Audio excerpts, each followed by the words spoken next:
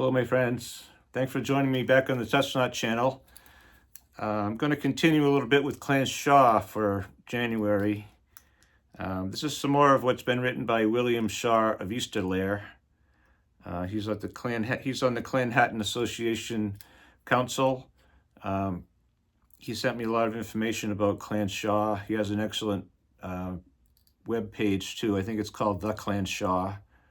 I'll get that for you for sure. The contact stuff for that. There's a Facebook entity as well. So this part is called Parting the Mists of Time, Our Ancient Roots.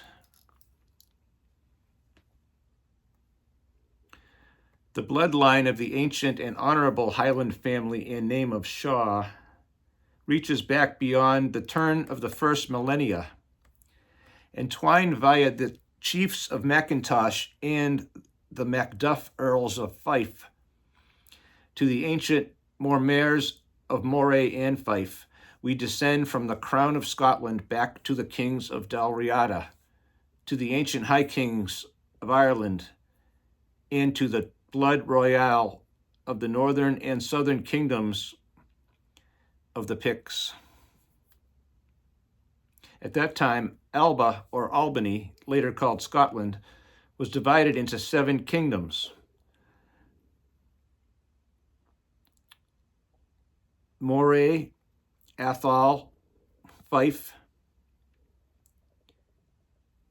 Cretch, Say, Fortran, Strathclyde,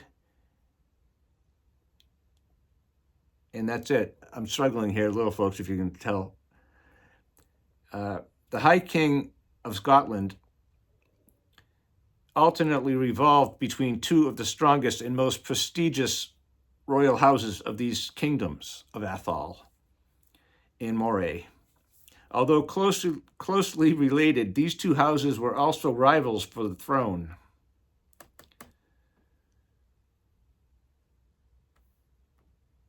Our earliest ancestor was Ethelred, the first Earl of Fife. Ethelred, or in Gaelic, Aedh. Actually, it's Aedh. Aedh. Let's say Aedh. It's incorrect, but it's Aedh. I'll save it for now. The eldest son of Malcolm III, Mac Duncan, also known as Malcolm Seanmore, High King of Alba. Aedh's royal sire was the line of Kenneth MacAlpin. You've probably heard that name. The Dalriadic King of Albany, who, through his grandmother, was also a claimant to the ancient high kingship of the Picts. Aedh's father, Malcolm III, who was raised in England since he was 9 and later, with the English military assistance, usurped Macbeth's crown, was swayed by his own ambition and by the Norman and feudal influence of his new second wife, Margaret, herself a Saxon princess in exile. Seanmore altered the system of revolving kingship in Alba and illegally decreed that the high kingship would forever stay with his line, the House of Athol. This in opposition to the ancient Celtic laws of Tanistry, whereby succession or election of the next king or chief is chosen from the best or most able person from within the chiefly family.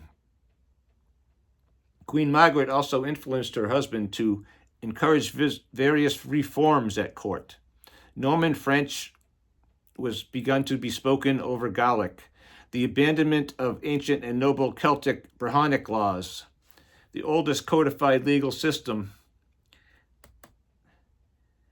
in Europe, perhaps the world, according to me. Margaret also forced the country's elite to begin to adopt the tenets of feudalism over tribalism. These personal, cultural, and geopolitical moves did much to alienate the independent clans and tribes of Moray against the central government. After Aedh's death in 1128, the kingdom of Moray rose in several rebellions to rightly establish these 2 grandsons to the highest kingship in Scotland. One was Macduff, the other Gilamichael and Constantine Macduff, rather. Two men in line for the throne. The Macintoshes and Shaws trace descent from Duncan's second son, Shaw Macduff,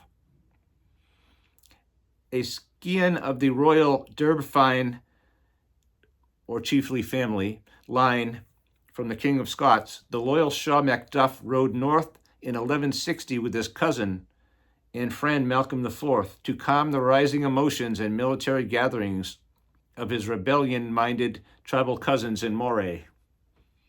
The Moray men, unhappy with the gradual loss of their little kingdom's independence, were calling for yet another rising against the King of Scots. Shaw Macduff, the Thane, and Toshek, this comes into play with the name Macintosh and Shaw both. Shaw Macduff, the Thane, was made keeper of the royal castle at Inverness. Thane means the king's representative in a local area, usually. Who better to settle down the local tribes of Moray than a grandson and great-nephew of the men they once wanted as kings? His progeny, later called Macintoshek, grew in size and power, receiving possession of the lands of Petty and Breckley, with the forest of Strathdown in the valley of the Findhorn. Despite their remoteness, the Macintoshes continued to loyally support the royal government down south.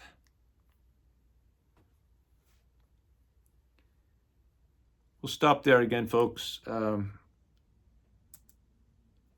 I'll get back to you with a few more sections of this excellent overview of Clan Shaw, which is our our focus clan for January in 2025. All right, so thanks for joining me. Touch not, my friends.